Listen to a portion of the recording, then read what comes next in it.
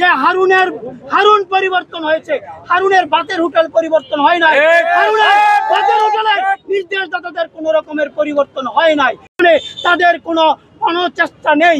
যদি চেষ্টা থাকতো তাহলে জুলাইয়ের যে স্ট্যাক যারা আহত হয়েছে তাদের উপর এভাবে হামলা না করে তাদের সাথে কথা বলে তাদেরকে রাষ্ট্রীয় ওই মর্যাদা দিয়ে তাদের দাবি দাওয়াগুলো পূরণের জন্য চেষ্টা করা হতো।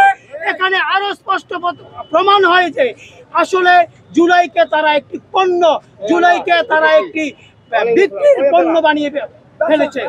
আমরা আরো বেশি আশাহত হই যখন আমাদের জুলাইয়ের এক সৈনিক ডিবি কার্যালয়ে চলে যায়, সেই তিনজন ডিবি কার্যালয়ে চলে যায়।